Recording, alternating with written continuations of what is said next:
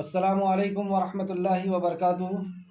الحمدللہ ان الحمدللہ نحمده ونستعینه ونستغفره ونعوذ باللہ من شرور انفسنا ومن سیئات اعمالنا من يهده الله فلا مضل له ومن يضلل الله فلا هادي له واشهد ان لا اله الا الله واشهد ان محمدا عبده ورسوله اما بعد فان خیر الحدیث کتاب اللہ وخیر الهدی هدی محمد صلی اللہ علیہ وآلہ آلہ وسلم وشر الامور محدثاتها وكل محدثة بدعة وكل بدعة ضلالة وكل ضلالة في النار۔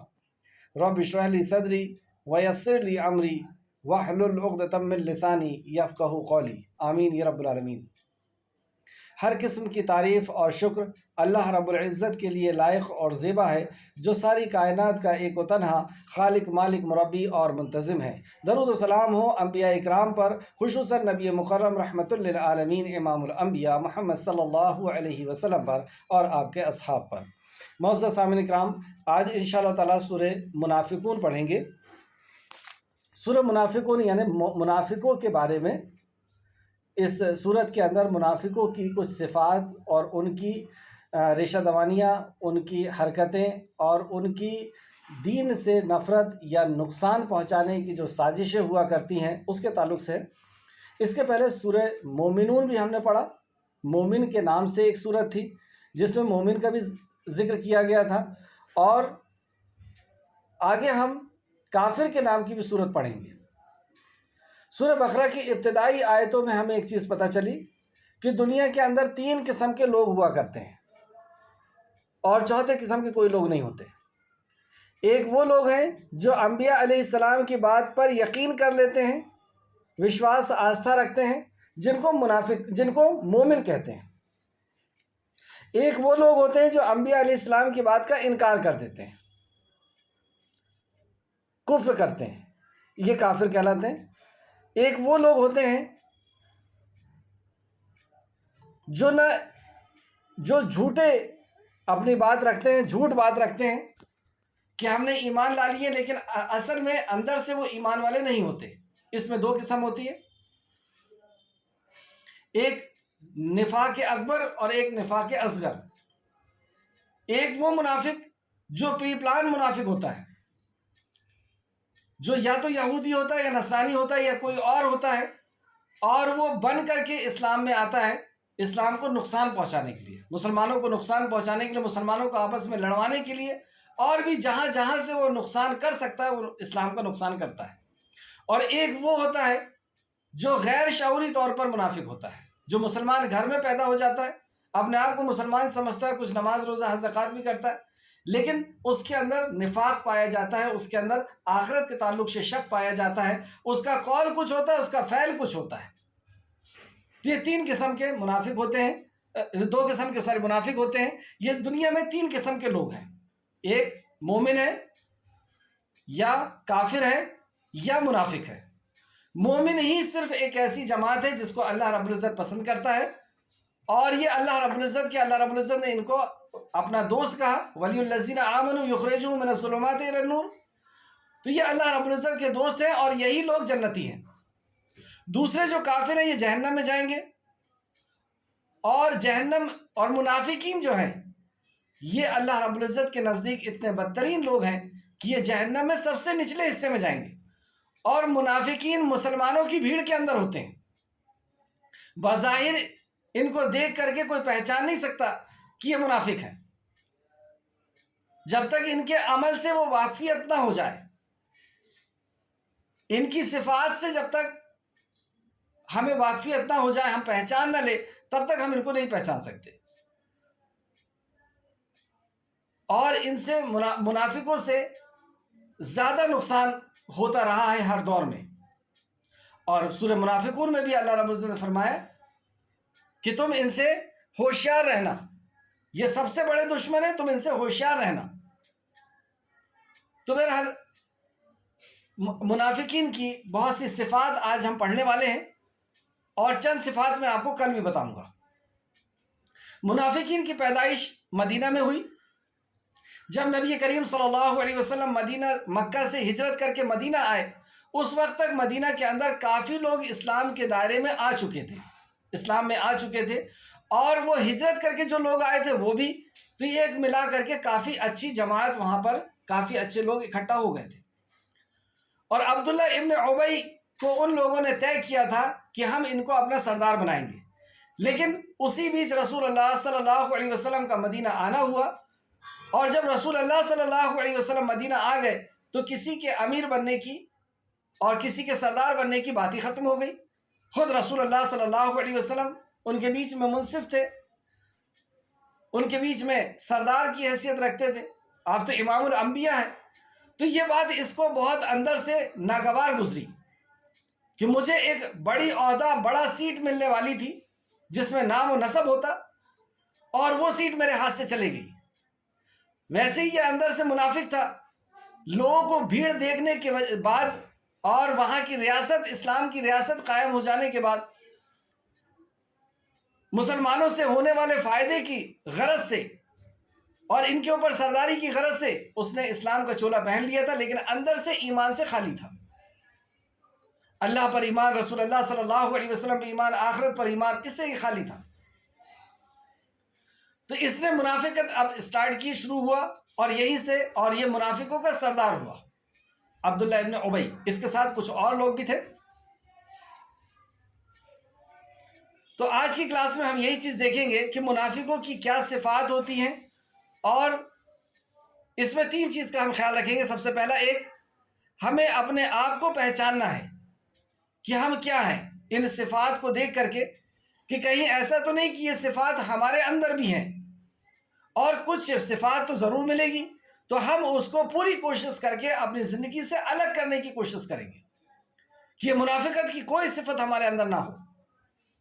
دوسرا، منافق کو پہچان حاصل کرنی ہے تاکہ ان کے دھوکے سے ہم بچ سکیں۔ جیسے اللہ نے فرمایا کہ یہ تمہارے سب سے بڑے دشمن ہیں اور ان سے ہوشیار رہو، تاکہ ہم اپنی زندگی میں ان کے ساتھ رشتہ داری یا لین دین یا کسی معاملہ کرنے میں یا ان کی بات مان لینے میں دھوکہ نہ ہو جائے، ہمیں کوئی نقصان کا ہمیں سامنا نہ کرنا پڑے۔ تیسرا، کہ اگر کسی مردو کے اندر، ہم اپنے کسی ساتھی کے اندر نفاق کی صفت دیکھیں تو ہم اس کا تزکیہ کر سکیں، اس کی اصلاح کر سکیں۔ اللہ سبحانہ وتعالیٰ نے منافق کی پہچان کے لیے منافق کی زندگی کے ہر اینگل سے یا ہر شعبے کے اندر ہمیں بتایا، خبردار کیا کہ ان کی، جب یہ میدان کارزار میں رہتے ہیں تو وہاں پہ ان کی کیا صفت ہوتی ہے، جب یہ تمہارے ساتھ بات کرتے ہیں تو ان کی بات کے اندر کیا ہوتا ہے۔ یعنی ہمیں پہچاننے کے لیے اللہ رب العزت نے ان کی زندگی کے ہر شعبے کے اندر، ہر فیلڈ کے اندر، ہر اینگل سے ان کی پہچان اللہ رب العزت نے ہمیں کرائی کہ یہ بات کرتے ہیں تو بات کیسے کرتے ہیں، ان کی بات کس طرح لچھے دار ہوا کرتی ہے، یہ دکھتے کیسے ہیں، اور یہ دھوکہ دیتے ہیں، یہ کس طریقے سے جھوٹ بولتے ہیں، کس طریقے سے وعدہ خلافی کرتے ہیں، کیسے قسم کھا کر کے قسم کو اپنی ڈھال بنا لیتے ہیں، اور یہ لوگ لین دین کرتے ہیں تو کس طریقے سے لین دین کرتے ہیں، ان کی نماز کیسی ہوتی ہے، یہ نماز کے لیے کس طریقے سے جاتے ہیں، یہ نماز کیسے ادا کرتے ہیں، یہ میدان کارزار میں کیسے ہوتے ہیں، یہ نبی کے حکم کو جب سنتے ہیں، نبی کے آرڈر کو سنتے ہیں، حدیث کو سنتے ہیں، تو ان کا کیا رویہ ہوتا ہے، یہ دین کو نقصان پہنچانے کی کس طریقے سے کوشش کرتے ہیں، یہ آپس میں کس طریقے سے ملے ہوئے ہوتے ہیں، اور یہ ریاکار کس طریقے سے ہوتے ہیں، یہ اپنے عمل کے اندر، نیک عمل کے اندر کس قدر ریاکاری کرتے ہیں۔ تو اس طریقے سے ہمیں بہت سی چیزیں ان کے تعلق سے بتائی گئی ہے۔ اگر ہم قرآن مقدس کا فہم حاصل کریں، اس پہ تدبر کریں، تو ہمیں منافقوں کے تعلق سے کافی کچھ چیزیں پتہ چلے گی، اور اس کے ذریعے سے ہم اپنے اندر سے منافقت کی صفت کو نکالیں گے بھی، اور منافق سے دھوکہ کھانے سے انشاءاللہ تعالی ہم ہوشیار رہیں گے۔ لیکن اس کے باوجود بھی آپ دیکھیں گے کہ منافقوں سے نبی کریم صلی اللہ علیہ وسلم کو بھی دھوکہ پہنچا ہے، تکلیف پہنچی ہے، اور صحابہ کرام کو بھی تکلیف پہنچی ہے۔ صحابہ کرام بھی ان کے دھوکے میں آ گئے ہیں، جبکہ اتنا علم ہونے کے باوجود بھی، کیونکہ ہم دل کی بات نہیں جان سکتے، کس کے دل کے اندر کیا ہے یہ ہم پتہ نہیں لگا سکتے۔ اور مومن جو ہوتا ہے وہ جیسا ہوتا ہے ویسے دوسروں کو بھی سمجھتا ہے، اس کا دل بھی بھولا ہوتا ہے، اور جب یہ اللہ کی قسم کھاتے ہیں تو یہ دھوکے میں آ جاتا ہے۔ آج اسی طریقے سے ہم اس واقعے کو دیکھیں گے کہ یہ مدنی صورت ہے، اور اس کی فضیلت کے تعلق سے امام مسلم نے ایک حدیث لے کر کے آیا، مسلم شریف حدیث نمبر 877۔ حضرت ابن عباس اور ابو ہریرہ رضی اللہ عنہ سے روایت ہے کہ رسول اللہ صلی اللہ علیہ وسلم نماز جمعہ میں سورہ جمعہ اور سورہ منافقون کی تلاوت فرمایا کرتے تھے۔ مسلم حدیث نمبر 877۔ جمعہ کے دن سارے لوگ جمع ہوتے ہیں، ایک بڑا مجمع ہوتا ہے، اور یہ 2 صورتوں سے ان کی تربیت کی جا رہی ہے۔ سورہ جمعہ اجتماعیت کا اس کے اندر درس دیا گیا، باہم آپسی تعلقات کے تعلق سے اس میں بتایا جا رہا ہے، اور وہیں مسلمان کی بھیڑ میں منافق بھی ہیں تو ان کی بھی سرزنش کی جا رہی ہے۔ بہرحال سورہ منافقون کا پس منظر، شان نزول اس طرح ہے۔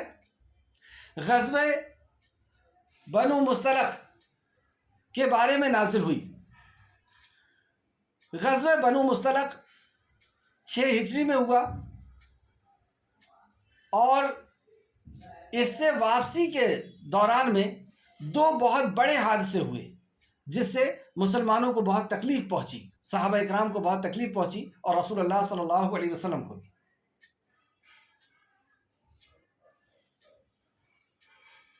پہلا واقعہ یہ ہوا کہ لوٹتے ٹائم ماں عائشہ صدیقہ رضی اللہ عنہا کا ہار گم گیا، اور جس کو لینے کے لیے آپ وہاں پہ پہنچی، اور قافلہ چلا گیا،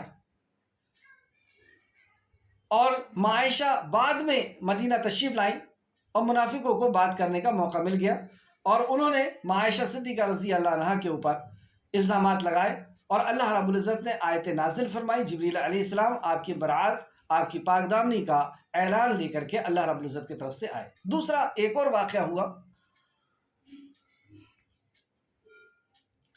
ایک کنویں کے پاس مہاجرین، ایک مہاجر اور ایک انصاری صحابی، آپس میں کچھ ان کے بیچ کچھ باتیں ہو گئیں، من مٹاؤ ہو گیا، اور ایک دوسرے کے اوپر کچھ ایسا کسی چیز سے وار بھی کرنا ہو گیا، مارنا ہو گیا۔ غصے میں آ کر کے انصاری صحابی نے آواز لگائی کہ انصاریوں اکٹھا ہو، اور مہاجر نے آواز لگائی کہ اے مہاجروں اکٹھا ہو۔ یہ بات جب رسول اللہ صلی اللہ علیہ وسلم نے سنی تو آپ ناراض ہوئے اور کہا کہ یہ کیا جہالت کی آواز لگاتے ہو؟ یہ اپنے والوں کو بلانا، اپنے قبیلے کی طرف سے کھڑے ہونا، اپنی خاندان کی طرف سے کھڑے ہونا، یہ جہالت کی بات ہے، اور دین کی بات کیا ہے کہ انصاف کی طرف سے انسان کھڑا ہو۔ بہرحال وہاں پہ صرف یہ ہوا تھا کہ رسول صلی اللہ علیہ وسلم نے اس مسئلے کو حل کیا صرف یہ کہہ کر کے کہ یہ جہالت کی باتیں، ہم سب آپس میں مومن ہیں، مسلمان ہیں، اور معاملہ وہیں پر رک گیا۔ لیکن یہ بات عبداللہ ابن ابی کو جا کر کے کسی نے بتا دی، اور عبداللہ ابن ابی کو تو موقع ہی چاہیے تھا کہ کس طریقے سے مسلمان میں آپس میں لڑوا دوں، کس طریقے سے مہاجر اور انصار آپس میں لڑ لے، کس طریقے سے ان کے اندر سے اتحاد اور اتفاق ختم ہو جائے۔ آج بھی منافق یہی چاہتے ہیں کہ ہماری صفوں کے اندر، ہمارے بیچ کے اندر کس طریقے سے درار پیدا ہو جائے۔ وہ بہانہ ہی ڈھونڈتے رہتے ہیں کہ کہاں 2 مومن آپس میں ذرا سے بھی ان کے بیچ میں من مٹاؤ ہو، اور ہم بیچ میں آ کر کے اور اس کو فساد بنا دیں، اس کو بڑا کر دیں۔ تو عبداللہ ابن ابی کو جیسے یہ پتا چلا کہ کسی انصاری نے اور کسی مہاجر کے ساتھ کچھ معاملہ ہوا ہے، تو یہ غضبناک ہوا، اور اس کو کچھ بولنے کا موقع نہیں ملا۔ لیکن اس کے باوجود بھی جب صحابہ لوٹنے لگے تو پیچھے پیچھے یہ اپنے ساتھیوں سے کچھ بات کر رہا تھا، اور اس بات کو سیدنا زید بن ارقم رضی اللہ عنہ نے سن لی، اور وہ اس طرح تھی جو امام بخاری اور مسلم نے روایت کیا ہے۔ امام بخاری نے روایت کیا ہے اور امام مسلم نے بھی اس کو روایت کیا ہے کہ سیدنا زید بن ارقم رضی اللہ عنہ بیان کرتے ہیں کہ میں ایک لڑائی میں شریک تھا، میں نے عبداللہ بن ابی کو کہتے ہوئے سنا کہ اللہ کے رسول کے پاس جو لوگ ہیں انہیں خرچ کے لیے کچھ نہ دو. مطلب یہ جو مہاجر لوگ ہیں اس نے ہمارے انصاری کو مارا ہے اور یہ یہاں آ کر کے رہتے ہیں اور ہم ان کو خرچے کے لیے دیتے ہیں، یعنی مدینہ والے. تو ان کو اب خرچے کے لیے کچھ مت دو، اور جب ان کے پاس کچھ نہیں رہے گا تو یہ منتشر ہو جائیں گے، چلے جائیں گے واپس. تو یہ آپس میں ایک دوسرے سے یہ بات کر رہے تھے، اور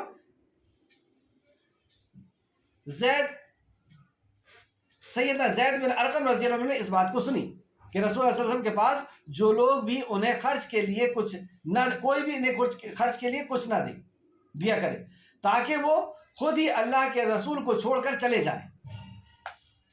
اور اگر ہم ان سے لڑے، اگر ہم ان سے لڑائی سے لوٹ کر مدینہ پہنچے تو جو عزت والا ہے وہ ذلت والے کو نکال دے گا.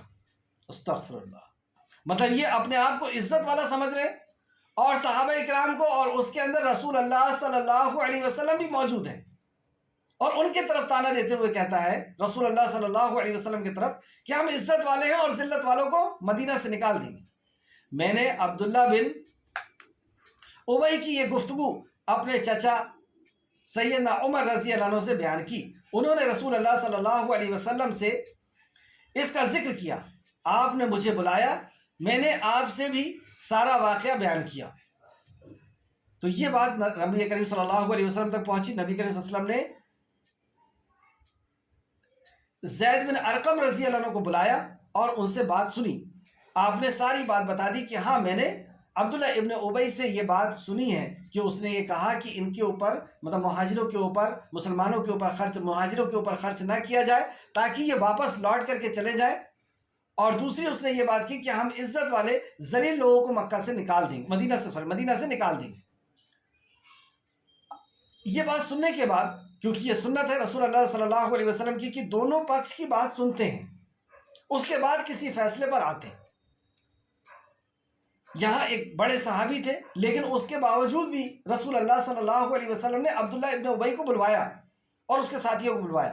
آپ نے عبداللہ بن ابی اور اس کے ساتھیوں کو بلا بھیجا، مگر انہوں نے قسمیں کھائی کہ ہم نے ہرگز ایسا نہیں کہا ہے. وہاں آ کر کے قسم کھانے لگے. اور عالم الغیب تو صرف اللہ رب العزت ہے. اس کی قسم کھانے کی وجہ سے رسول اللہ صلی اللہ علیہ وسلم نے بھی عبداللہ ابن ابی کو صحیح سمجھ لیا. چنانچہ رسول اللہ صلی اللہ علیہ وسلم نے مجھے جھوٹا قرار دے دیا. اچھا، یہاں پہ ایک اور بات ہے کہ اس کی اور زیادہ تفسیر سے اگر آپ حدیث دیکھیں جس میں ڈیٹیل ہے، ترمذی شریف میں وہ حدیث ہے، حدیث نمبر 3313. اس میں ایک بات اور آئی کہ زید بن ارقم رضی اللہ عنہ نے کچھ نہیں کہا. مطلب یہ بھی ہو سکتا تھا کہ آپ بھی قسم کھاتے، لیکن آپ نے کچھ نہیں کہا، خاموش رہے. اس کی اللہ کی قسم کو سن کر کے وہ خاموش رہے، کچھ نہیں کہا. اور ہوا یہ کہ رسول اللہ صلی اللہ علیہ وسلم نے عبداللہ ابن ابی کو صحیح سمجھ لیا اور انہیں جھوٹا سمجھ لیا.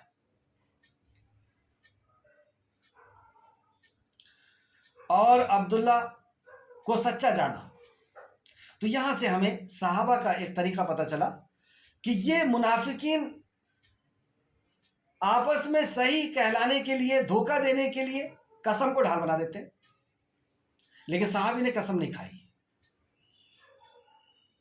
اور اس کے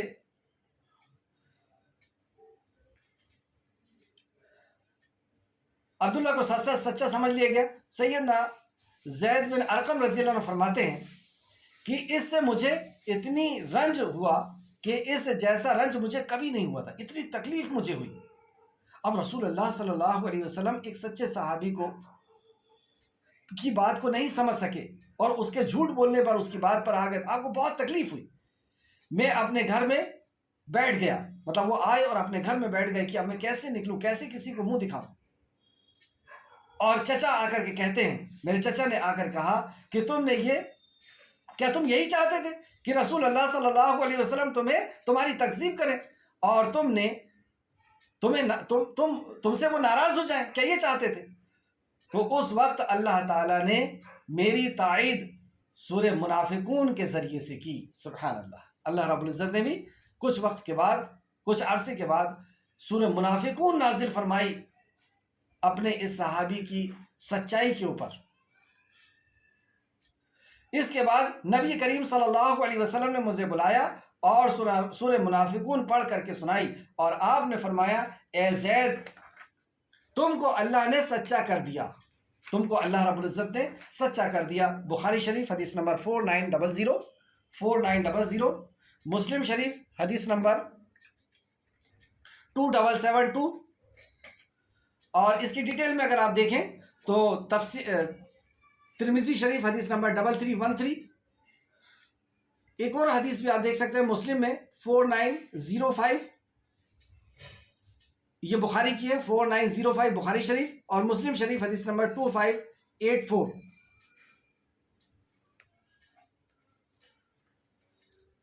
یہ واقعہ تھا، اور جو آیتیں نازل ہوئی وہ اس طرح ہے: اعوذ باللہ من الشیطان الرجیم، اے اللہ ہم تیری پناہ میں آتے ہیں شیطان سے. بسم اللہ الرحمن الرحیم، اللہ کے نام سے جو رحمان اور رحیم ہے. اس عظیم کام کو ہم اللہ رب العزت کے نام سے شروع کرتے ہیں. اذا جاءک المنافقون قالوا نشهد انك لرسول الله والله يعلم انك لرسوله والله يشهد ان المنافقین لکاذبون. کاذب ہیں، جھوٹے. اے نبی جب منافق آپ کے پاس آتے ہیں تو وہ کہتے ہیں، اب دیکھیے منافق جیسے منہ کھولتے ہیں اور کہاں سے بات شروع کرتے ہیں، کیا کہتے ہیں، کیا ان کا امپریشن ہوتا ہے، کیسا ان کا چہرہ ہوتا ہے، ایک ایک چیز کا اللہ رب العزت نے نقشہ کھینچا ہے. تو چنانچہ جب منافق آپ کے پاس آتے ہیں تو وہ کہتے ہیں ہم شہادت دیتے ہیں کہ بے شک آپ اللہ کے رسول ہیں. کیوں شہادت دے رہے ہو؟ کسی نے گواہی مانگا ہے؟ اللہ رب العزت گواہ کافی ہے. تمہیں آ کر کے یہ بولنے کی کیا ضرورت ہے؟ بہرحال اللہ رب العزت نے آگے فرمایا واللہ یشہد ان المنافقون، اور اللہ جانتا ہے کہ بے شک آپ اس کے رسول ہیں. اللہ شاہد ہے، اللہ بہتر جانتا ہے کہ آپ اس کے رسول ہیں، اور اللہ شہادت دیتا ہے یعنی گواہی دیتا ہے کہ یقیناً منافقین البتہ جھوٹے ہیں، یہ جھوٹے لوگ ہیں. اب ان کے جھوٹ کا، اور یہ قسم کھا کر کے جھوٹ بول کر کے صحابی کو جھوٹا قرار دے دیا انہوں نے، سچے صحابی کو. ان کے تعلق سے اب بات یہاں سے شروع ہو رہی ہے. اتخذوا، انہوں نے اپنی قسموں کو ڈھال بنا لیا، یعنی انہوں نے قسم کھا کر کے اپنے آپ کو سچا ثابت کیا. ڈھال کس کو بولتے ہیں؟ ڈھال جو سامنے سے وار آتا ہے اس کو روکنے کا کام کرتی ہے، یعنی اپنے سپورٹ کا کام کرتی ہے. تو انہوں نے اپنے آپ کو بچانے کے لیے، اپنے کفر کو بچانے کے لیے، اپنے نفاق کو بچانے کے لیے انہوں نے اپنے آپ کے سامنے جھوٹ کو ڈھال بنا لیا، اور جھوٹ کو قسم اس کے اوپر چڑھا دی. اللہ رب العزت کی قسم کھا کر کے ڈھال بنا دی. تو انہوں نے اپنی قسموں کو ڈھال بنا لیا. پھر وہ لوگوں کو اللہ کی راہ سے روکتے ہیں. بے شک برا ہے جو وہ عمل کرتے ہیں. یہ لوگ اب ان کے جھوٹ کے تعلق سے، یہ قسم کھانے کے تعلق سے اللہ نے قرآن میں اور بھی کئی جگہ فرمایا. جیسے سورہ توبہ آیت نمبر 96 کے اندر اللہ فرماتا ہے، سورہ توبہ آیت نمبر 96، تمہارے لیے قسمیں کھائیں گے تاکہ تم ان سے راضی ہو جاؤ. اب یہ جنگ میں نہیں گئے، اب یہ واپس آئیں گے جب آپ لوگ، تو یہ آپ کے پاس آ کر کے قسمیں کھا کر کے آپ کو کنونس کرنے کی کوشش کریں گے کہ ہم سچے ہیں اور ہم آپ کے ساتھی ہیں وغیرہ وغیرہ. تو تمہارے لیے قسمیں کھائیں گے تاکہ تم ان سے راضی ہو جاؤ. بس اگر تم ان سے راضی ہو جاؤ تو بے شک اللہ نافرمان لوگوں سے راضی نہیں ہوگا. مطلب اگر وہ قسمیں کھا کر کے آپ کو یقین بھی دلائیں گے اور آپ لوگ اگر ان سے راضی بھی ہو گئے تو اللہ رب العزت ان سے کبھی راضی نہیں ہوگا، کیونکہ اللہ تو بہتر جاننے والا ہے کہ کون سچی قسم کھا رہا ہے، کون جھوٹی قسم کھا رہا ہے، کون دھوکہ دے رہا ہے اسلام کو، کون اسلام کو نقصان پہنچا رہا ہے. اللہ تو بہتر جاننے والا ہے. اسی طریقے سے ان کی یہ صفت جو ہے کہ یہ جھوٹ کھاتے ہیں، جھوٹی قسم کھاتے ہیں. سورہ توبہ آیت نمبر 56 میں بھی اللہ نے فرمایا، سورہ توبہ آیت نمبر 56، اور وہ اللہ کی قسم کھاتے ہیں کہ بے شک وہ ضرور تم میں سے ہیں. یہ قسم کھا کر کے بتاتے ہیں کہ ہم آپ کے ساتھی ہیں، ہم آپ کے دوست ہیں، فلاں ہیں، حالانکہ وہ تم میں سے نہیں ہیں، اور لیکن وہ ایسے لوگ ہیں جو ڈرتے ہیں، مطلب یہ اندر دل کے اندر ڈر رکھتے ہیں، خوف رکھتے ہیں کہ کہیں ہمارے خلاف کوئی آیت نہ نازل ہو جائے، ہمارا پردہ نہ فاش ہو جائے، کہیں کوئی ایسا احکام نہ آ جائے جس میں ہم کو اپنا گھر بار چھوڑ کر کے جانا پڑے ان کے ساتھ، تو یہ اس طریقے سے خوف زدہ بھی رہتے ہیں۔ آیت نمبر 3، ذالک بانہم آمنوا ثم کفروا، بے شک یہ اس لیے کہ بے شک وہ ایمان لائے پھر انہوں نے کفر کیا۔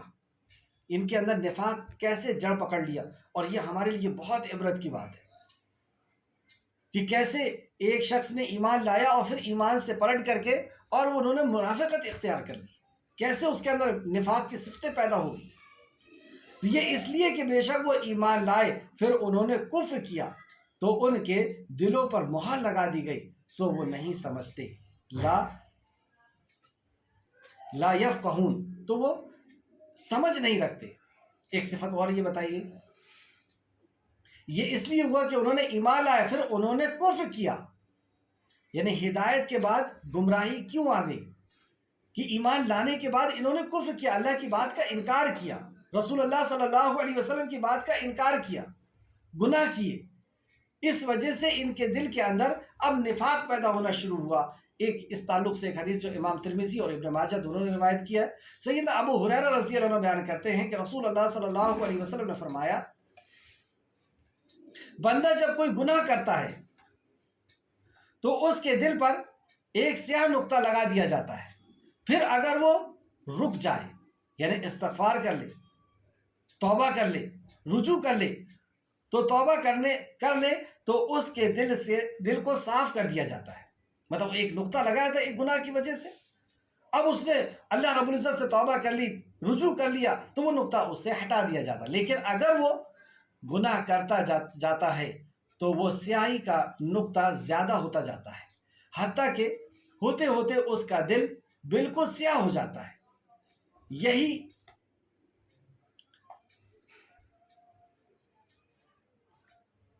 یہی وہ زنگ ہے جس کا ذکر اللہ تعالیٰ نے اپنی کتاب میں فرمایا، کَلَّا بَلْ رَعَنَا عَلَىٰ قُلُوبِهِمْ مَا كَانُوا يَكْسِبُونَ، ہرگز نہیں بلکہ زنگ بن کر چھا گیا ہے ان کے دلوں پر جو وہ کام کرتے تھے۔ یعنی یہ گناہ دھیرے دھیرے کر کے اتنا، ابن عباس اس کو اس طریقے سے سمجھاتے ہیں رضی اللہ عنہ، ایک اپنی مٹھی کو کھولا آپ نے اور ایک گناہ کے بعد انہوں نے اشارہ کر کے بتایا، ایک انگلی کو دبایا، پھر دوسری، پھر تیسری، پھر چوتھی، اور پھر ہاتھ کو پلٹا کر کے بتایا کہ اس طریقے سے دل جو ہے وہ سیاہ ہوتا جاتا ہے، اور پھر اس کے اوپر کوئی نصیحت اور وصیت اثر نہیں کرتی۔ کیوں نہیں ہمارے ساتھ ایسا ہوتا کہ ہم قرآن کو سن رہے ہیں، ہمیں کوئی اثر نہیں ہو رہا؟ صحابہ اکرام سنتے تھے، ان کی آنکھیں، ان کی اسکن، ہر چیز گواہی دیتی تھی۔ فرشتے سنتے ہیں، دیکھا آپ نے کہ کس طریقے سے فرشتے سنتے ہیں اللہ رب العزت کے کلام کو، کہ انہیں ہوش تک نہیں ہوتا، اور بعد میں جب اللہ رب العزت کا حکم ہو چکا ہوتا ہے تو پھر ایک دوسرے سے پوچھتے ہیں کیا فرمایا تھا تمہارے رب نے؟ پھر جبرائیل السلام کہتے ہیں حق فرمایا تیرے رب نے۔ صحابہ جب قرآن کو سنتے تو زار و قطار ہوتے، جنت اور جہنم کی بات آتی تو جب ڈر جاتے، سہم جاتے، ان کے دل پر اثر کرتی تھی باتیں۔ کوئی احکام نازل ہوتا، شراب کا حکم آیا، بیاج کا حکم آیا، اور حجاب کا حکم آیا، فوراً ان کی زندگی کے اندر آ گیا، ہمارا دل اثر کیوں نہیں لیتا؟ کیونکہ گناہ کی چادر دل پہ اس طریقے سے چڑھ گئی ہے، زنگ آلود ہو گیا ہے کہ اب اس کے اوپر نصیحت اور وصیت اثر نہیں کرتی۔ یہی وجہ ہے کہ یہ گناہ کرتے کرتے انسان ہدایت سے گمراہی کی طرف چلا جاتا ہے۔ اللہ رب العزت ہم سب کو محفوظ رکھے، آمین یا رب العالمین۔ اور جو بھی نفاق کی جو بھی صفت ہمارے اندر آ گئی ہے اس کو ہم نکال کر کے اس کو الگ کریں، اور سچے اور پکے مومن اللہ رب العزت مجھے اور ہم سب کو بنا دے۔ اور یہ نفاق سے بڑے بڑے صحابہ، وہ عشرہ مبشرہ، جو 12 صحابی جن کو جنت کی بشارت دی گئی تھی، ابوبکر صدیق، عمر فاروق جیسی ہستی، ڈرتے تھے کہ کہیں میں منافق تو نہیں ہو گیا۔ انشاءاللہ تعالیٰ کل میں آپ کو حدیث سناؤں گا کہ ابوبکر صدیق ایک صحابی جن کو رسول اللہ صلی اللہ علیہ وسلم نے منافقوں کے نام بتائے تھے، ان سے آ کر کے پوچھتے ہیں کہ تجھے میں اللہ کا واسطہ دیتا ہوں، صرف مجھے یہ بتا دے کہ کیا اس لسٹ میں میرا بھی نام ہے؟ ایسے جلیل القدر صحابی جن کی شان میں اللہ کے نبی نے فرمایا کہ میرے بعد نبوت کا سلسلہ ختم نہ ہوتا تو عمر نبی ہوتے۔ عمر فاروق کے مشورے پہ آسمان سے وحی نازل ہوتی تھی۔ عمر فاروق کو دیکھ کر کے شیطان راستہ بدل دیتا تھا۔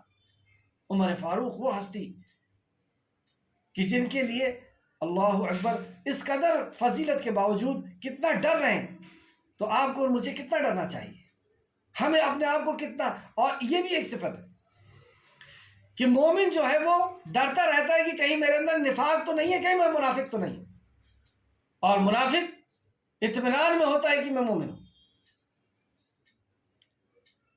تو ہمیں اپنے ہر عمل کو چیک کرنا چاہیے، دیکھتے رہنا چاہیے کہ کہیں میرے اندر نفاق کی کوئی صفت تو نہیں آئی ہے، اور اسے اللہ رب العزت سے خوب توبہ اور استغفار کر کے، اللہ رب العزت سے توفیق مانگ کر کے ہمیں اس کو نکال کر کے ختم کرنا ہے انشاءاللہ تعالی۔ آیت نمبر 4، اور جب تم انہیں دیکھے تجھے ان کے جسم اچھے لگیں گے۔ ہاں، عبداللہ ابن ابی خوبصورت ہے۔ تو جب تو انہیں دیکھے تو ان کے، اور آج بھی آپ دیکھیں منافقوں کی جو بھیش بھوشا ہے وہ بہت اچھی رہے گی، داڑھی کرتا ٹوپی پاجامہ وغیرہ وغیرہ سب چیز رہے گی، کیونکہ وہ مسلمان کی بھیڑ میں ہے نا، وہ نماز بھی پڑھ رہا ہے۔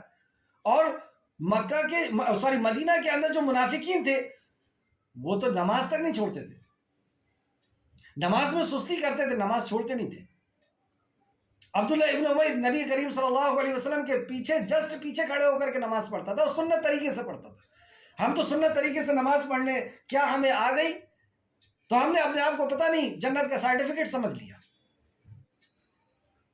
تو ہمیں نفاق بتانے کا مقصد صرف یہ ہے کہ ہم دیکھیں کہیں ہمارے اندر نفاق کی کوئی صفت تو نہیں ہے۔ یہ جو میں نے حدیث آپ کو بتایا تھا کہ گناہ سے ایک ایک داغ جو ہے وہ دل پہ لگتا جاتا ہے، ایک ایک ڈاٹ دل پہ لگتا جاتا ہے، اور اس کی سیاہی پھیل جاتی ہے، اور پھر اس کو ہی اللہ رب العزت نے جنگ آلود کہا۔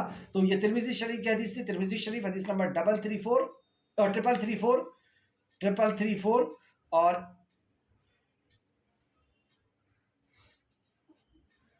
ابن ماجہ حدیث نمبر 4244۔ اور جب تو انہیں دیکھے تجھے ان کے، آیت نمبر 4 دیکھتے ہیں، اور جب تو انہیں دیکھے تو تجھے ان کے جسم اچھے لگیں گے، خوبصورت لگیں گے، اور اگر وہ بات کریں تو تو ان کے بات پر کان لگائے۔ یعنی وہ جب بات کرتے ہیں تو ایسی بات کو ملا کر کے اور ایسے اچھے انداز سے کرتے ہیں، لچھے دار باتیں کرتے ہیں کہ ان کی بات کو سن کر کے انسان ان کے فریب میں آ جاتا ہے، ان کی چال میں آ جاتا ہے۔ لچھے دار باتیں کرتے ہیں، بات کرنے کا ان کو اپنا ایک انداز ہوتا ہے، ان کا طریقہ ہوتا ہے، گویا کہ وہ ٹیک لگائی ہوئی لکڑیاں ہوں۔ اب یہ دیکھیں کتنی پیاری مثال دی اللہ نے کہ یہ ٹیک لگائی ہوئی لکڑیاں ہیں۔ اب بتائیں آپ، ٹیک لگائی ہوئی لکڑی، جیسے گھر ہے اور دیوار میں ٹیک لگا کر کے لکڑی کا جو ہے وہ لکڑی کو دیوار سے ٹیک لگا لگا کے رکھ دیا گیا ہے، کس کام کی؟ یہ چھت کو سپورٹ تو دے نہیں رہی، نہ ہی کسی آس پاس والے کو سپورٹ دے رہی، گویا کہ یہ صرف شو پیس جیسی ٹنگی ہوئی ہے، لگی ہوئی ہے، رکھی ہوئی ہے، اور جگہ خراب کر رہی ہے۔ یہ ہے یہ منافق کہ یہ صرف شو پیس ہے، یہ کسی کو فائدہ نہیں دے رہے، نہ آس پاس والے کو، نہ اوپر والے کو، کوئی چھت کو روک کر کے رکھیں۔ تو یہ ٹیک لگا، یہ لکڑی ہے جو رکھی ہوئی ہے، لکڑیوں کے مانند ہے یہ۔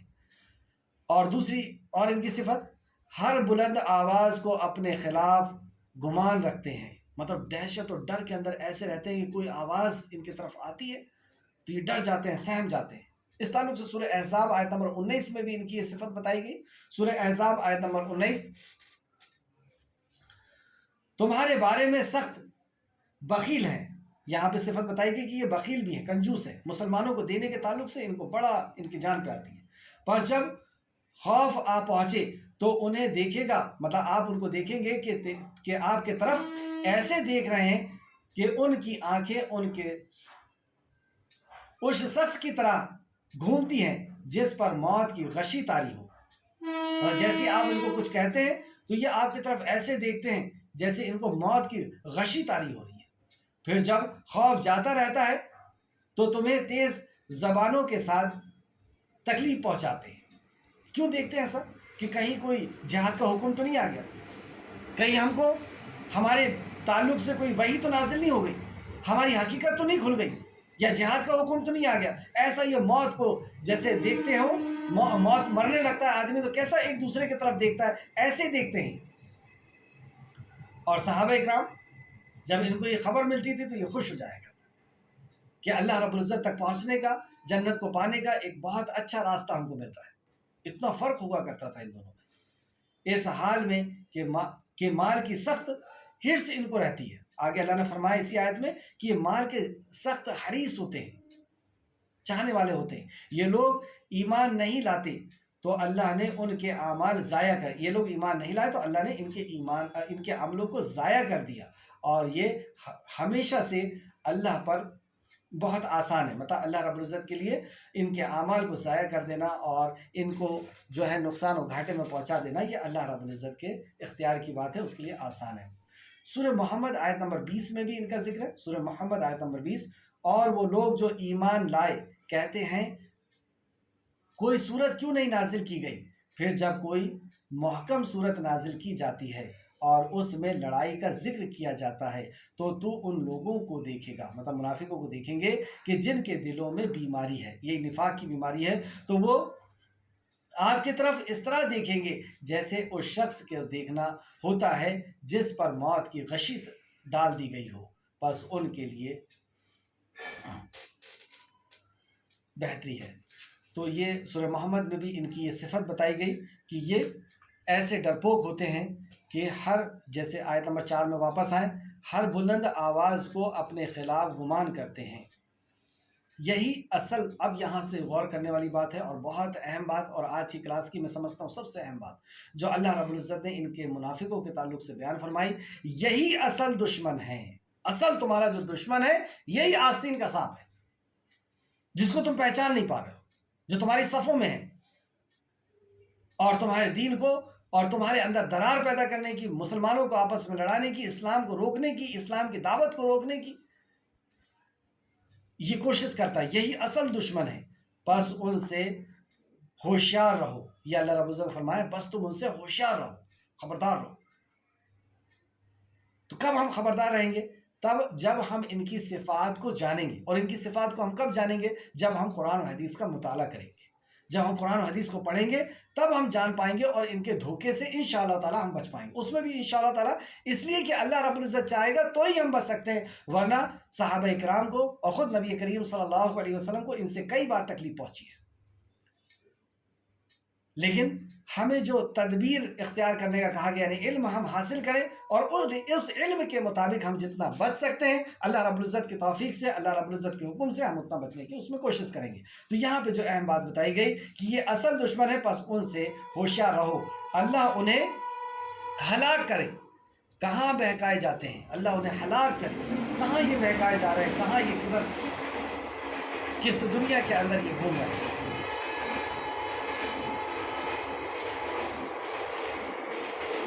جب یہ آیتیں نازل ہوئی تو کچھ لوگ آتے ہیں اور عبداللہ ابن ابی کو مشورہ دیتے ہیں کہ دیکھو بات تو اب سب کچھ آ چکی ہے سامنے، اب جا کر کے تم معافی مانگ لو، تاکہ رسول اللہ صلی اللہ علیہ وسلم بھی تمہارے لیے استغفار کر لے، تاکہ رسول اللہ صلی اللہ علیہ وسلم بھی تمہارے لیے توبہ کرے، تم معافی مانگ لو، جا کے اپنی حقیقت کو بتا دو۔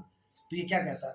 اور جب ان سے کہا جائے آؤ اللہ کا رسول تمہارے صلی اللہ علیہ وسلم تمہارے لیے بخشش کی دعا کریں، تو وہ اپنے سر پھیرتے ہیں، اور تو انہیں دیکھے گا کہ وہ منہ پھیر لیں گے، اس حال میں کہ وہ تکبر کرنے والے ہیں، ان پر برابر ہے کہ تو ان کے لیے بخشش کی دعا مانگے یا نہ مانگے، یا ان کے لیے بخشش کی دعا نہ مانگے، اللہ انہیں ہرگز معاف نہیں کرے گا۔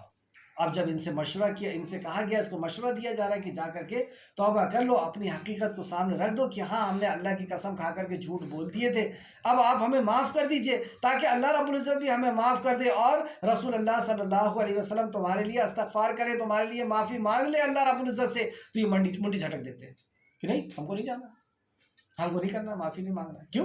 کیونکہ دنیا میں برائی ہو جائے گی، دنیا میں چھوٹے بن جائیں گے، اور دنیا میں یہ چھوٹے نہیں بننا چاہتے، دنیا میں ان کی شان اونچی رہے، بھلی اس کے لیے ان کو جھوٹ بولنا پڑے، دھوکہ دینا پڑے اور وعدہ خلافی کرنا پڑے، جو کچھ بھی کرنا پڑے، یہ دنیا کی ہی عزت ان کے لیے سب کچھ ہے، کیونکہ آخرت کو تو یقین ہے نہیں۔ تو یہ منڈی جھٹک دیں گے اور آپ کے پاس یہ نہیں آئیں گے کہ آپ اللہ سے ان کے لیے مغفرت کی دعا کریں۔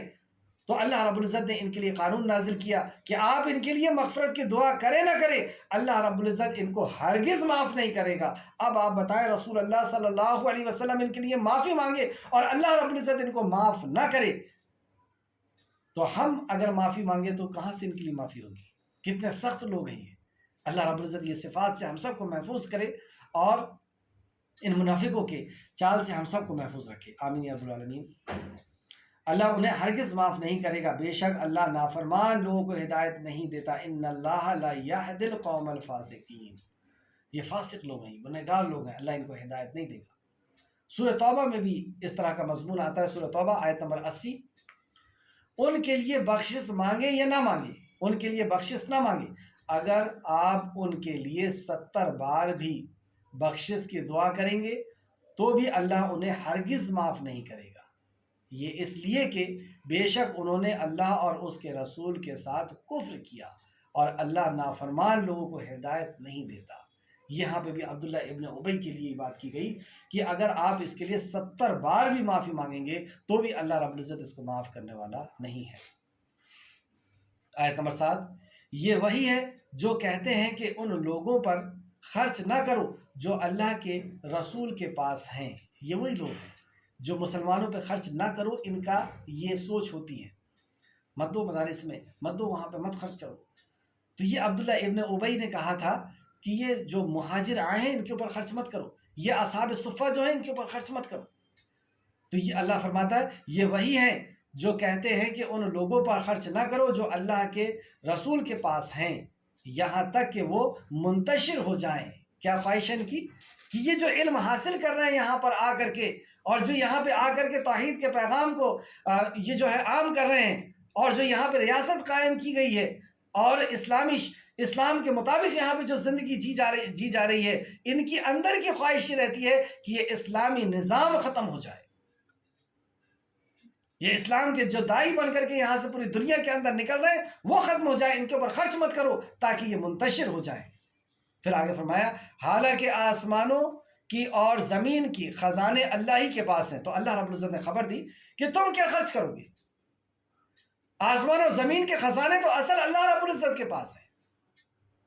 یہ تو اللہ رب العزت نے ہمیں موقع دیا ہے کہ دیا بھی اس نے، اور اب وہ کہتا ہے کہ تو ہمارے راستے میں خرچ کر دے، ورنہ اللہ رب العزت اگر اپنے بندے کو دینا چاہے تو اس نے دے کر کے دکھا دیا، من و سلوہ نازل کر کے، اور صحابہ اکرام کے بھی دور میں، لیکن اللہ رب العزت نے ہمیں دے کر کے یہ ہمارے اوپر احسان کیا ہے کہ ہم اللہ رب العزت کے راستے میں اس کو خرچ کریں۔ تو حالانکہ آسمانوں کے اور زمین کے خزانے اللہ ہی کے ہیں، اور لیکن منافق نہیں سمجھتے، لیکن منافق اس بات سے آ رہی ہیں، وہ سمجھ ان کو نہیں رکھتے۔ یہ سورہ بقرہ میں بھی ہم نے دیکھا کہ وہ سمجھ نہیں رکھتے، وہ کہتے ہیں یقیناً اگر ہم مدینہ واپس ہو گئے تو جو زیادہ عزت والا ہے وہ ان میں سے ذلیل تر کو ضرور وہاں سے نکال باہر کرے گا۔ یہ دیکھیں وہی الفاظ جو عبداللہ ابن ابی کے تھے اور صحابی رسول صلی اللہ علیہ وسلم نے سنے تھے اور آ کر کے بتائے تھے، یعنی سیدنا زید بن ارقم رضی اللہ عنہ نے جو بات کو سنی تھی وہی کہ وہی بات اللہ رب العزت نے اپنی وحی کے ذریعے سے، جبرائیل السلام کے ذریعے سے وحی نازل فرما دی کہ یہ کہتے ہیں حالانکہ آسمان اور زمین کے خزانے اللہ ہی کے پاس ہے، اور لیکن وہ منافق نہیں سمجھتے، اور وہ کہتے ہیں کہ یقیناً اگر ہم مدینہ واپس گئے تو جو زیادہ عزت والا ہے، یعنی مدینہ میں جو رہنے والے ہیں انصار وہ زیادہ عزت والے ہیں، ان کا یہ خیال تھا، یا منافق جو ہے وہ زیادہ عزت والے ہیں، وہ اس میں سے ذلیل تر کو ضرور ہی نکال باہر کریں گے۔ حالانکہ عزت تو صرف اللہ کے لیے ہے۔ اب یہاں پہ سنیے آپ، عزت کا حقدار کون ہے، اور اگر ہم عزت چاہتے ہیں تو اس میں ہم شمار ہو جائیں، اپنے آپ کو اس میں شمار کر لیں، اور یہ اللہ رب العزت کا کلام ہے، اور اللہ رب العزت کا کلام بدلا نہیں جاتا، اللہ کے ہاں اللہ کی بات بدلی نہیں جاتی، وہ پتھر پر رگی ہوئی لکیر سے بھی زیادہ جو ہے مضبوط بات ہے۔ حالانکہ عزت تو صرف اللہ کے لیے ہے اور اس کے رسول کے لیے ہے اور ایمان والوں کے لیے ہے۔ عزت کس کے لیے؟ ایمان والوں کے لیے۔ اللہ نے فرمایا نا وَلَا تَهِنُوا وَلَا تَحْزَنُوا، تم ڈرو نہیں، تم گھبراؤ نہیں، تم ہی سربلند رہو گے۔ وَعَلَوْنَا إِن كُنتُم مُؤْمِنِينَ، بس تم مومن بن جاؤ، تو مومن بن جاؤ گے تم ہی سربلند رہو گے۔ عزت تو تمہارے لیے، اللہ کے لیے، اللہ کے نبی کے لیے اور ایمان والے کے لیے لکھ دیا اللہ رب العزت نے۔ آج ہمارے پاس عزت کیوں نہیں؟ کیونکہ ایمان کا معاملہ کہیں نہ کہیں بہت کمزور ہو گیا، مرنے کے بعد کی زندگی کا یقین کمزور ہو گیا، اللہ رب العزت کے اوپر یقین کمزور ہو گیا، اللہ کے کلام پر، رسول اللہ کے فرمان پر یقین کمزور ہو گیا، ایمان کی کمزوری۔ تو ایمان والوں کے لیے عزت ہے، اور لیکن منافق نہیں جانتے، لیکن جو نفاق والے ہیں وہ نہیں جانتے، وہ عزت کہیں اور ڈھونڈ رہے ہیں۔ کوئی پیسے میں عزت ڈھونڈ رہا ہے، کوئی بڑی سیٹ میں عزت ڈھونڈ رہا ہے، کوئی بڑے قبیلے میں عزت ڈھونڈ رہا ہے، کوئی بڑی جماعت کے اندر عزت ڈھونڈ رہا ہے، کوئی کہیں ڈھونڈ رہا ہے، کوئی کہیں ڈھونڈ رہا ہے۔ لیکن اللہ رب العزت نے خبر دی کہ عزت تو اللہ کی، عزت تو اللہ کے رسولوں کی، اور عزت تو ایمان والوں کے لیے ہے، یہ لکھ دیا اللہ نے، اور لیکن منافق نہیں سمجھتے۔ آج کی کلاس کا خلاصہ رکو نمبر 13، مقصد زندگی کے تعلق سے ہم نے سمجھا کہ ایمان لانا ہے۔ آیت نمبر 1 کے اندر جو بتایا گیا کہ ایمان والے ہی کامیاب ہونے والے ہیں۔ دوسرا، اللہ ہمارا رب ہے، اس تعلق سے ہم نے کیا پڑھا آج؟ اللہ ہمارا رب ہے، اس تعلق سے ہم نے پڑھا نمبر 1، اللہ تعالیٰ جانتا ہے کہ محمد صلی اللہ علیہ وسلم اس کے رسول ہیں۔ اللہ رب العزت بہتر جانتا ہے، اس کے لیے کسی کو قسم کھانے کی، کسی کو بتانے کی اور کسی کو کرنے کی ضرورت نہیں ہے، اللہ نے گواہی دے دی۔ ہم نے محمد رسول اللہ صلی اللہ علیہ وسلم کو رسول کیوں مان لیا؟ کیونکہ اللہ رب العزت نے کہا یاسین والقرآن الحکیم انک لمن المرسلین علی صراط مستقیم۔ تو محمد رسول اللہ صلی اللہ علیہ وسلم اللہ کے رسول ہیں، یہ اللہ رب العزت نے گواہی دے دی، اب کسی گواہی کی کیا ضرورت ہے؟ تو یہاں پہ بھی بتایا سورہ منافقون آیت نمبر 1۔ دوسرا، اللہ رب العزت نے جو فرمایا، اللہ تعالیٰ گواہی دیتا ہے کہ یقیناً منافقین جھوٹے ہیں، یہ گواہی اللہ رب العزت نے دے دی کہ یہ جھوٹے لوگ ہیں، منافقون آیت نمبر 1۔ تیسرا، اللہ تعالیٰ نے منافقوں کے دلوں پر مہر لگا دی ہے، اب وہ کچھ نہیں سمجھتے۔ یہ اللہ رب العزت، مہر کیا ہوتی ہے؟ سیل لگ جانا۔ اب ہم دیکھتے ہیں کسی گھر میں اگر گورنمنٹ کی سیل لگ گئی تو کیا کوئی چیز اندر جا سکتی ہے اور اندر سے باہر لے جا سکتے ہیں؟ تو یہ گورنمنٹ کی سیل کا حال ہے۔ اللہ رب العزت کی طرف سے اگر مہر لگ جائے، سیل لگ جائے، تو پھر کون سی نصیحت اور وصیت کی بات اندر جائے گی اور باہر آئے گی؟ کون سا عمل باہر آئے گا؟ تو اللہ رب العزت اس صفت سے ہم سب کو محفوظ رکھے، اللہ منافقت سے ہم سب کو بچا لے، آمین یا رب العالمین۔ تو اللہ تعالیٰ نے منافقوں کے لیے کے دلوں پر مہر لگا دی ہے، اب انہیں کچھ نہیں سمجھتا۔ اب اس کو کتنی بھی آیتیں آپ گھول کر کے پلا دیجئے، بتا دیجئے، حدیث سے بتا دیجئے، کچھ نہیں سمجھ میں آئے گا اس کو۔ آیت نمبر 3۔ چوتھا، اللہ تعالیٰ منافقوں کو ہرگز معاف نہ کرے گا، منافقوں کو ہرگز معاف نہیں کرے گا۔ ہاں، دنیا میں اگر توبہ کر لیتے ہیں اور اپنی راہ بدل لیتے ہیں تو ٹھیک ہے، لیکن اگر مر گئے تو اللہ رب العزت تو ان کو خیر نہیں ہے، آیت نمبر 6 کی روشنی میں۔ پانچواں، اللہ تعالیٰ نافرمان لوگوں کو ہدایت نہیں دیتا، نافرمان لوگوں کو ہدایت نہیں دیتا، آیت نمبر 6 کی روشنی میں۔ چھٹواں پوائنٹ، آسمان و زمین کے خزانے اللہ ہی کے لیے ہیں، اللہ رب العزت کے خزانے ہیں وہ، اللہ جس کو جتنا چاہتا ہے اتنا عطا کرتا ہے، آیت نمبر 7 کی روشنی میں۔ ساتواں، عزت تو اللہ تعالیٰ، رسول اللہ صلی اللہ علیہ وسلم اور مومنوں کے لیے ہے، یہ چیز ہم سمجھ لیں کہ عزت اللہ رب العزت نے ایمان میں رکھی ہے، آیت نمبر 8 کی روشنی میں۔ رسول اللہ صلی اللہ علیہ وسلم ہمارے رہنما ہیں، اس تعلق سے ہم نے آج جو پڑھا اس میں نمبر 1، رسول اللہ صلی اللہ علیہ وسلم نے نفاق کی حقیقت سمجھائی، منافقت کیا چیز ہے، آیت نمبر 1 کی روشنی میں۔ دوسرا، رسول اللہ صلی اللہ علیہ وسلم نے ایمان لانے کے بعد کفر کرنے کی حقیقت کو سمجھائی، آیت نمبر 3 کی روشنی میں۔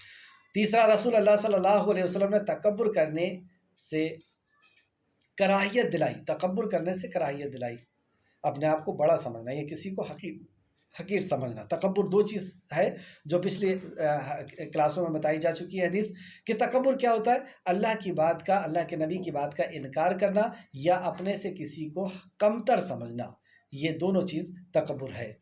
تو یہ آیت نمبر 5 کی روشنی میں۔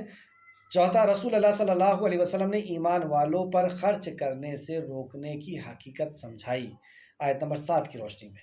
کامیاب لوگوں کے رویے، کامیاب اگر ہمیں ہونا ہے تو آج کی کلاس میں کامیاب لوگوں کے کیا صفت تھی، کیا ان کے رویے تھے، آیت نمبر 8 میں ہم کو پتہ چلا عزت کو اللہ تعالیٰ اور رسول اللہ اور ایمان والوں کا حق سمجھنا۔ کامیاب لوگ وہ ہوتے ہیں جو اپنا مائنڈ سیٹ کر لیتے ہیں کہ عزت تو اللہ کی ہے، اللہ کے نبی کی ہے اور ایمان والوں کی ہے۔ اگر مجھے عزت چاہیے اس دنیا میں، قبر کے اندر، حشر کے اندر اور ہمیشہ ہمیشہ کی زندگی کے اندر، تو مجھے بھی ایمان والا بننا پڑے گا۔ ایمان کے علاوہ عزت کسی منافق کے پاس، کسی کفر کرنے والے کے پاس، کسی دولت حاصل کر کے، شہرت حاصل کر کے، فلاں کہیں پر بھی عزت نہیں ہے۔ عزت اللہ کی طرف سے دی جاتی ہے، اور اللہ کس کو عزت دیتا ہے؟ وَتُعِزُّ مَن تَشَاءُ وَتُذِلُّ مَن تَشَاءُ۔ عزت اور ذلت اللہ دیتا ہے۔ اللہ عزت کس کو دے گا؟ جو ایمان والا، حقیقی عزت اسی کو ملے گی۔ ورنہ فرعون کو بھی عزت ملی تھی، اور پھر اس عزت کو اللہ رب العزت نے دنیا میں ہی مٹیا میل کر کے اس کو تہ و بالا کر کے ختم کر دیا۔ ابو جہل کے پاس بھی عزت تھی، لیکن دنیا میں ہی اللہ رب العزت نے اس کو کیسی شرمناک اس کو موت عطا فرمائی۔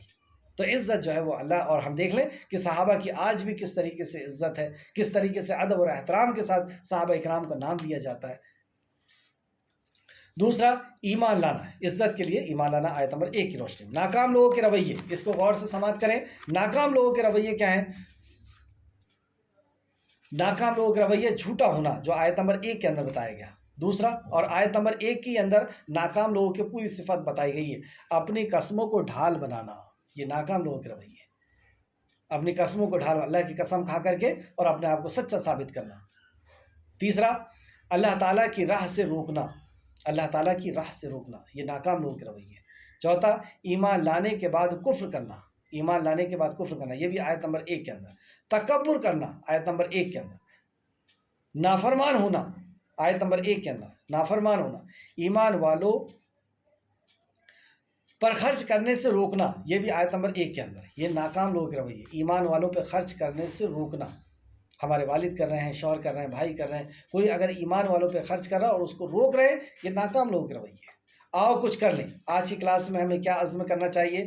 نمبر 1، اللہ تعالیٰ کے لیے خالص ہونا ہے، اللہ تعالیٰ سے اخلاص مانگنی ہے نا، کیونکہ ریاکاری یہی منافق کی صفت ہے، تو اخلاص مانگنا ہے۔ دوسرا، نفاق سے بچنا ہے انشاءاللہ تعالیٰ، منافقت سے، اور منافقت کی جتنی بھی صفت ہے اس پہ ہمیں غور و فکر کرنا ہے۔ قرآن کی پوری آیتیں نکالیں آپ، وہ آیتیں جس میں منافقوں کے بارے میں ذکر ہے، اور منافقوں کی پوری صفت کو ایک جگہ پہ لا کر کے اور ان ساری صفت سے اپنے آپ کو عاری کرنا ہے، خالی کرنا ہے۔ منزل کہاں ہے ہماری؟ کیا اس کلاس کے دوران ہمارے ذہن میں یہ بات آئی؟